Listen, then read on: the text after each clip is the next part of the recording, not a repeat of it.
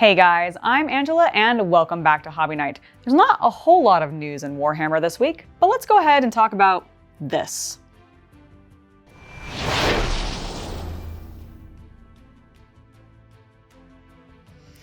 Alright, before we talk about this, let's go ahead and talk about a couple of new miniatures that were previewed and announced this week, including Lord Kroak.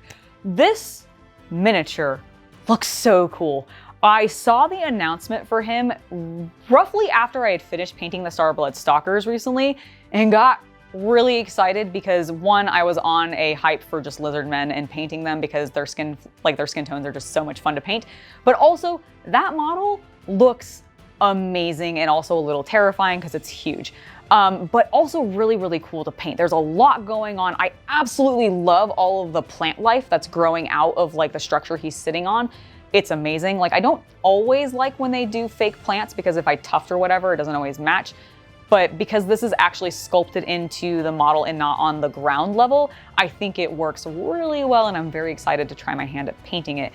I also want to play around with trying to still capture the really bold and bright color palettes that I did for the Starblood Stalkers, but also go ahead and get a little bit more of like that still undead color tone and everything. So let's go ahead and talk about one other model that came out, or at least got announced and everything, and that is a brand new Sister of Battle model. The Celestian, I've just looked at the name and I've forgotten it. No! Yes, the Celestian Sacresants. I think I pronounced it. Wait, did I say that right? No, I didn't. Whatever. She has a halberd. It's really cool. I love this model.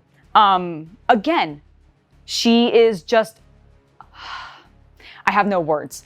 I'm so flabbergasted because I have a thing about women having like weapons that traditionally they would not have carried or anything like that. And because she is wielding a mother frackin' halberd, I'm very excited for it. I really like, the Reiksguard Knights in Total War Warhammer, and they often also have halberds and everything. And I also have I use the halberd units a lot in Empire units. So I'm really down on that weapon. I can't wait to get a hold of her because I'm definitely going to be painting that up. Now, let's go ahead and talk about Curse City. Hey guys, if you are enjoying this video, make sure to hit that like button and let me know about it down in the comments.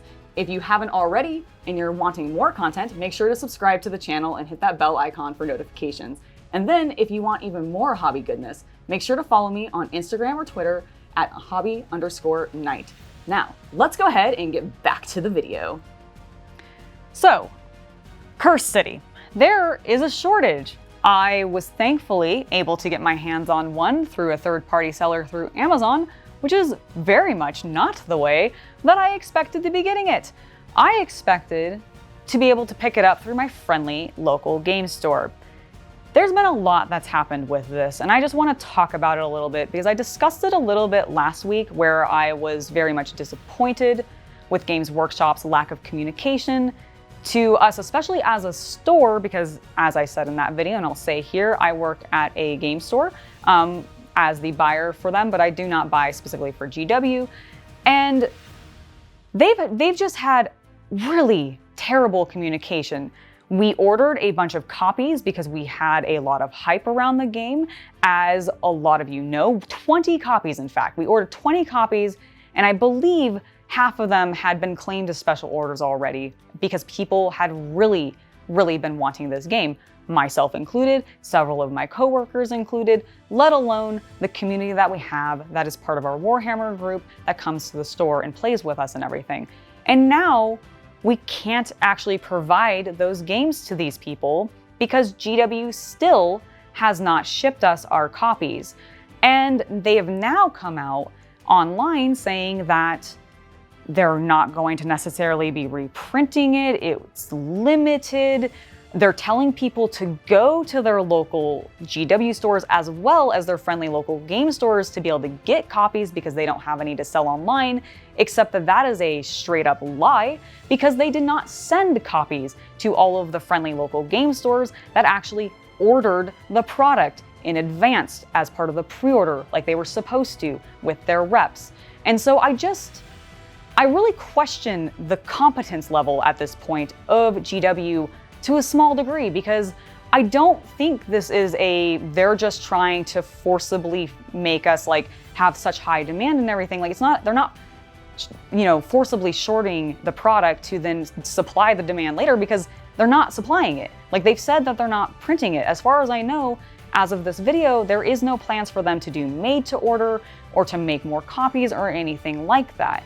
And something that I also find really interesting about this whole shortage problem is, one, GW has barely said anything about it on their own community page in their news. They have not talked about Cursed City since the pre-order date, and they did all of the video tutorials for like how to paint certain things prior to the pre-order going up live, which seems kind of odd. You'd think they'd want to roll that out as the game became available for people to actually play, but instead they got it all out as soon as possible and stopped talking about it.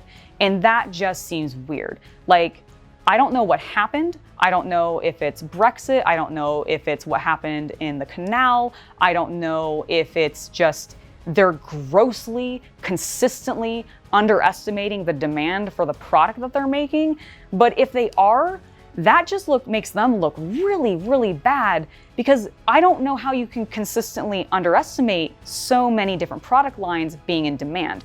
It's not just Cursed City. This happened with Indomitus. This happened with the Sisters of Battle box set like December ago or so. It happened with almost all of the big box sets that GW comes out with, because it happened with the Christmas sets, like it happened with the Shadows of Pain, it happened with the ones with the Space Wolves and Orcs, I believe. Like basically every large set, like I said, they tend to run out of, and some of them more so than others. But Cursed City and Indomitus and the Sister stuff, which is a limited run type thing, which this was not advertised as a limited run product. Cursed City was advertised by their representatives, by their marketing team, to be an evergreen, at least for a time, in the same way that Blackstone Fortress was. And they implied very heavily with all of the hype during the entire time that they were talking about this game coming out, that there might be expansions and other content to come with it, because it's a Warhammer Quest game. That's kind of what they do. They tend to do expansions, they tend to do add-on content. And I actually think that they may have still had those plans, because if you look at the recent model announcements for, I don't remember specifically who they are, but it is a vampire hunter like set, essentially. There's a male character and a female character. And if you look at them, they look like they stepped out of Cursed City. Like they look like they could have been hero characters for this game. And I partially suspect that they may have been, and that something happened and they just scrapped like the entire project for whatever reason. I don't know why they would do this. I don't know if it's just because things got so pushed back because of COVID and all the delayed shipping problems that they just were like, well, we got to cut some things to get back on track. Let's cut this random one-off box game that we've really, really got people interested in. And I don't know if it's just that they didn't expect that level of hype for it or that level of demand, but I don't know why they didn't expect that. It is grim, dark horror, and that always, always, always does really well and hits a lot of buttons for a lot of people. So of course it's going to be popular. I find it really difficult to believe that they just completely underestimated how many they would need, but who knows? And then not only is this problem occurring with Cursed City, but on top of that, other product that has also not released yet is also being immediately limited, which tells me that there must be some sort of supply demand, but I just can't fathom it. I don't understand why it's happening, because Be'lakor, which is not out yet but is coming out soon, is actually being limited to retailers as well.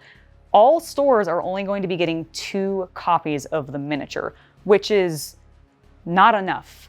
Like, for most people, because most game stores, I mean, he's a big miniature. Yes, he's very specific. Not everybody's going to run him, but people are sure as heck going to want to paint him, use him as kit bashes. There's going to be a lot of demand for a new Demon Prince model, and Be'lakor fits that obviously. So the fact that they are limiting him in what quantity stores are able to get tells me there's something going on in their factories or something that is occurring, and I just wish that they would talk about it and actually tell us, hey, there's a problem in the factory. Sorry, this is what we're gonna have to deal with for a little while. Like, some form of communication would just be nice, because at this point, with the lack of communication, it either makes them look inept or just mean. And I don't want to think of them as mean, because I like their products. I think their miniatures are glorious. I love the games that they make. But I want them to be better as a company and actually communicate with their customer bases, because it's important to make sure that your company continues going by doing this. I don't want to stop buying GW product. I want to keep painting those miniatures. They're super cool. Just give me some communication, GW, please. So, on top of that, I do have a Cursed City painting video that I'm going to be coming out with tomorrow, and I'm very excited for it because like I said, I've been waiting for this game for a really long time. Anybody who's been following this channel for an extended period of time has known that I've been super ready for it the minute that they announced it. So I am going to be painting some stuff from it, but because a lot of people aren't necessarily going to be having it in their hands, and because it's been so limited, I don't know if there's actually going to be interest in seeing me paint more of those. So as part of this discussion about how we can all complain about how angry we are about Cursed City, I'd also love for you guys to let me know if you want to actually see me paint some more miniatures from Cursed City. Obviously, you can hold that judgment until tomorrow when you see what I do with the one that I'll be painting tomorrow, which I'm going to save as a surprise. But let me know what you guys think, because I do want to paint them. I absolutely am going to be painting them. I just don't know if it should be for camera, because there may just not be interest, because no one's gonna have these models to be able to follow along with or anything. So let me know down in the comments what you guys think about everything that's been going on, and I'll be there probably responding to a lot of them.